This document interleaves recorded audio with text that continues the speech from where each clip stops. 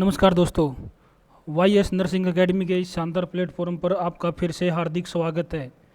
अभी हम आपके सामने क्लास नंबर 21 लेके आए हैं, जो KGMU और एम्स के लिए बहुत ही इम्पोर्टेंट होने वाली है। दोस्तों, इस क्लास में हमने वे क्वेश्चन डाले हैं जो आपके लिए बहुत ही फ़ायदेमंद होंगे, बहुत ही सहायक होंगे आपके लिए। तो बिल्कुल भी क्लास को मिस ना करें और पूरी क्लास को ध्यान से देखें। आपको क्लास में 10 क्वेश्चन मिलेंगे और 10 के 10 क्वेश्चन आपके लिए बहुत ही इंपॉर्टेंट होने वाले हैं। तो चलिए बगैर देरी किए क्वेश्चन नंबर 1 की शुरुआत करते हैं। Question number 1, the visual examination of the cervix and vagina by special instrument is called as.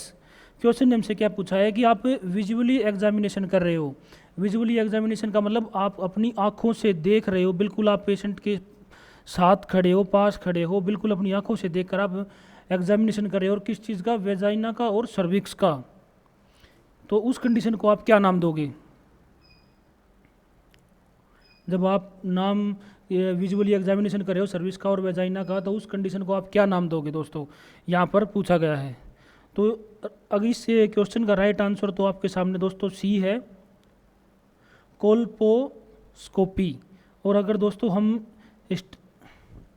Hysteroscopy की बात करते हैं तो ये विजुअली एग्जामिनेशन में आती है, और वो किस में? यूट्रस में। दोस्तों एक चीज़ मैं आपको और बता देता हूँ, जिस भी वर्ड के पीछे अगर कॉपी लिखा हुआ, कॉपी लिखा हुआ है, कॉपी का मतलब होता है कि आप विजुअली यानी बिल्कुल अपनी आंखों से देखकर एग्जामिनेशन कर रहे हो। तो अगर हिस्ट्रोस्कोपी की बात की जाए तो यहाँ पर यूट्रस का होता है, यूट्रस का एग्जामिनेशन। और अगर यहाँ पर लेप्रोस्कोपी की बात की जाए तो ये एब्डोमेन की कैविटी को चेक करने के लिए किया जाता है, यानी एब्डोमेन की जो कैविटी होती है उसको विजुअली एग्जामिनेशन किया जाता है। और दोस्तों जब भी लेप्रोस्कोपी होती है तो एक क्वेश्चन यहाँ पर आपके सामने एक और बनता है, वो मैं आपको बता देता हूँ। जब भी लेप्रोस्कोपी की एग्जामिनेशन होता है दोस्तों, सर्जरी होती है लेप्रोस्कोपी से, तो हमेशा दोस्तों पूछा हुआ क्वेश्चन है कि कौन सी गैस का इस्तेमाल किया जाता है। तो दोस्तों CO2 गैस का इस्तेमाल किया जाता है। और अगर सर्जरी के बाद अगर जैसे कि लेप्रोस्कोपी हुई है और CO2 गैस इसका इस्तेमाल हुआ है, और उसके बाद अगर ये पूछा जाए कि पेशेंट के अंदर क्या सिम्टम देखने को मिलेंगे, तो पेशेंट के अंदर दोस्तों एक ही मोस्टली कॉमन सिम्टम होता है जो देखने को मिलता है, उसको बोलते हैं हम शोल्डर पेन। और अगर कोल्पोस्कोपी की बात की जाए तो यहाँ पर सर्विक्स एंड वेजाइना की विजुअल एग्जामिनेशन। और अगर साल्पिंगोस्कोपी की बात की जाए दोस्तों तो ये जो हमारी फैलोपिन जो ट्यूब होती है उसका विजुअलाइजेशन एग्जामिनेशन जो कहलाता है वो साल्पिंगोस्कोपी कहलाता है। तो चलिए नेक्स्ट क्वेश्चन, क्वेश्चन नंबर 2। यहाँ पर राइट आंसर आपके सी बनता है दोस्तों। यहाँ पर मैंने एक क्वेश्चन के आपके सामने 5 या 6 क्वेश्चन आपको पढ़ा दिए हैं, तो क्वेश्चन को ध्यान से पढ़ें। और अगर किसी भाई को अगर समझ नहीं आया हो तो थोड़ा सा वीडियो को बैक करके आप दोबारा सुन सकते हैं। तो चलिए next question, question number 2, fall risk intervention do not include. दोस्तों यहाँ पर फॉल रिस्क के बारे में पूछा गया है। फॉल रिस्क इंटरवेंशन यानी फॉल रिस्क के अंदर सारे आते हैं एक को छोड़कर। फॉल रिस्क का मतलब होता है दोस्तों किसी पेशेंट को गिरने से रोकने से बचाना, यानी वो पेशेंट गिर रहा है उसको रोकने से बचाना। यानी इसमें सारी कंडीशन दिए गए ऑप्शन में जितनी कंडीशन है वो सारी अप्लाई होती हैं, लेकिन एक कंडीशन ऐसी है जो अप्लाई नहीं होती है दोस्तों फॉल रिस्क के अंदर। तो राइट आंसर तो दोस्तों आपको दिख ही रहा है, sedation of a patient. Sedation of a patient क्यों बनता है दोस्तों? देखो मैं आपको बताता हूँ। जब भी जैसे नाइट में कोई पेशेंट है अगर वो सो रहा है, तो पहले अगर आप यूज़ ऑफ रेस्टोरेंट की बात करते हैं दोस्तों, तो यहाँ पर मरीज़ को क्या होता है कि मरीज़ को बांध देते हैं। ठीक है, तो बांधना एक प्रायोरिटी है। अगर किसी मरीज़ को आप बांध दोगे तो वो ऑलरेडी सही बात है गिरेगा नहीं। और अगर आप use of A night light की बात करते हैं, अगर कोई पेशेंट नाइट को सो रहा है और अगर आपने नाइट में लाइट ऑन रखी है तो पेशेंट नहीं गिरेगा क्योंकि उसको दिख जाएगा। और अगर नॉन स्लिप फुटवियर की बात करते हैं दोस्तों कि यहाँ पर बढ़िया अच्छे शूज़ पहन के पेशेंट को हम वो चलाते हैं, तो अच्छी बात है कि स्लीपिंग वाले जो फुटवियर होते हैं वो ना पहने, अच्छे पहने, वो भी एक फॉल रिस्क के अंदर आता है। लेकिन अगर सेडेट कर को पेशेंट को हम लेटा देते हैं और उसके बाद पेशेंट अगर चलने की कोशिश करता है तो 100% चांस होता है कि पेशेंट गिरता है, तो हमें रोकने से बचाना है। तो राइट आंसर इज डी। तो चलिए नेक्स्ट क्वेश्चन, क्वेश्चन नंबर 3। और ये क्वेश्चन आपके लिए बहुत ही इंपॉर्टेंट होने वाला है दोस्तों।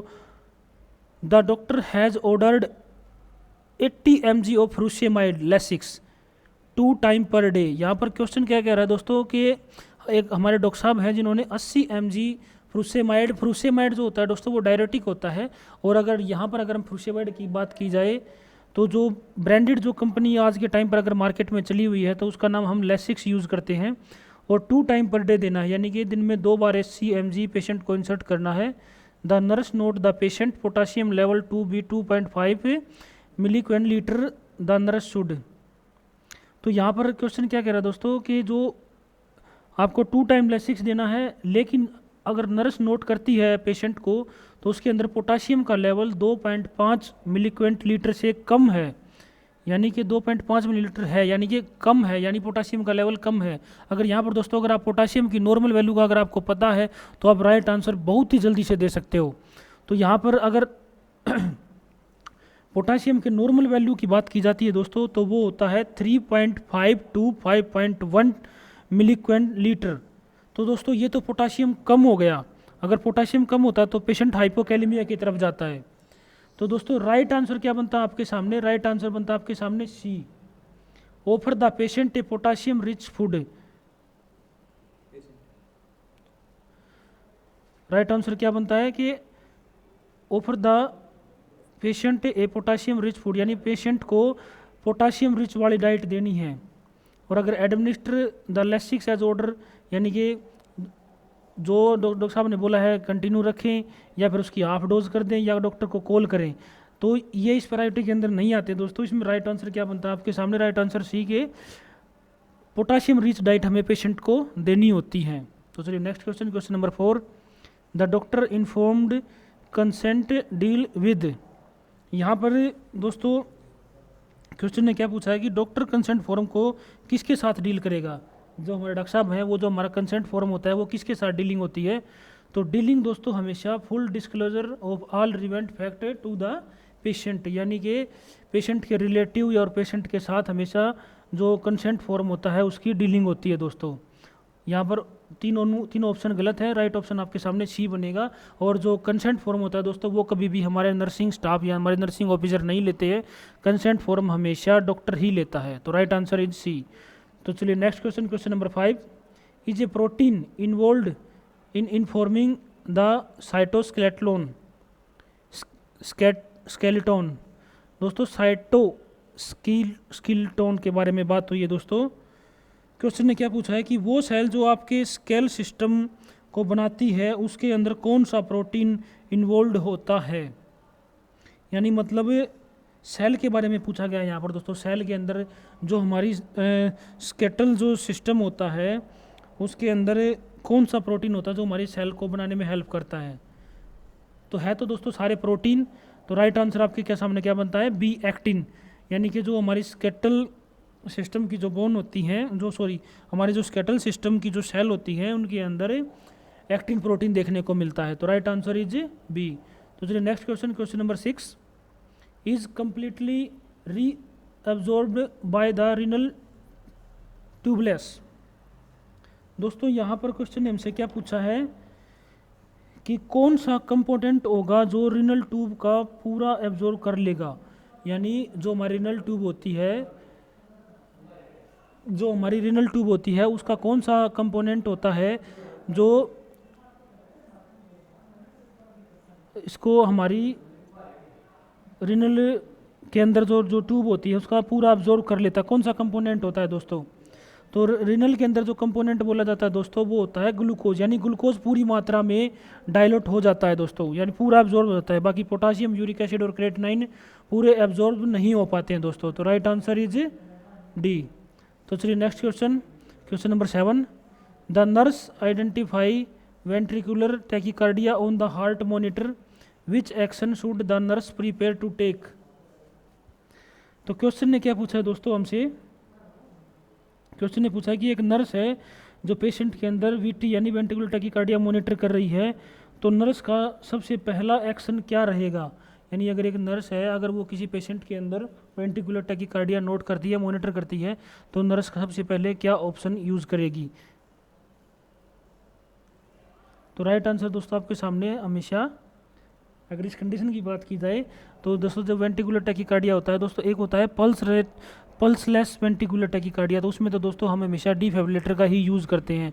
और अगर हमारे सामने ऑप्शन में कुछ भी नहीं दिया गया है, खाली वेंटिकुलर टैकीकार्डिया दिया गया है मॉनिटर के लिए, तो हम क्या करते हैं, administer anti arrhythmic medicine such as lidocaine, यानी कि एरिथमिक कंडीशन को हम ठीक करेंगे मेडिसिन देकर।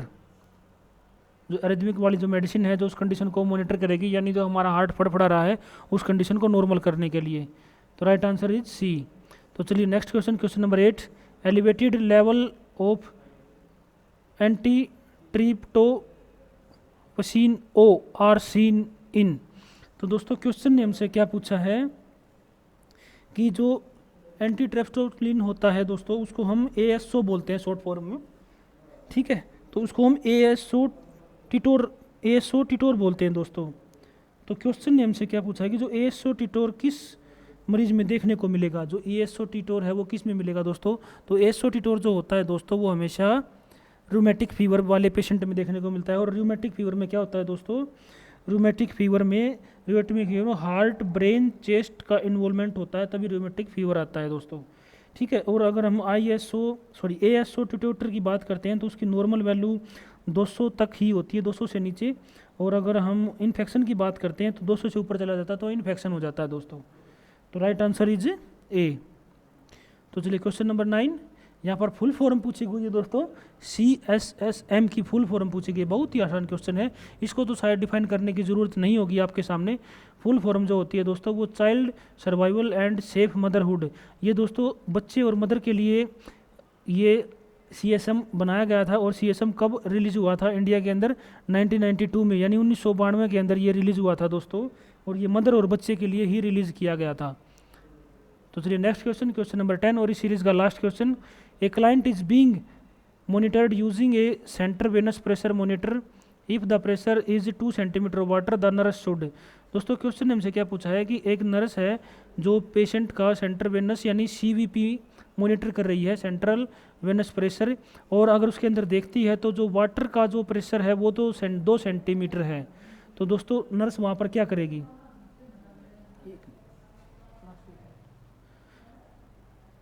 तो 2 सेंटीमीटर से कम है। तो राइट आंसर आपके क्या सामने क्या जाता है दोस्तों, कॉल द डॉक्टर इमीडिएटली। अगर सेंट्रल वेनस का प्रेशर जो दोस्तों अगर वो 2 सेंटीमीटर से कम है तो हमेशा पहले सबसे फर्स्ट प्रायोरिटी यही बनती है कि हम डॉक्टर को सबसे पहले डॉक्टर को कॉल करते हैं। और अगर नॉर्मल CVP की बात की जाए तो वो 3 to 8 mm ऑफ HG होता है।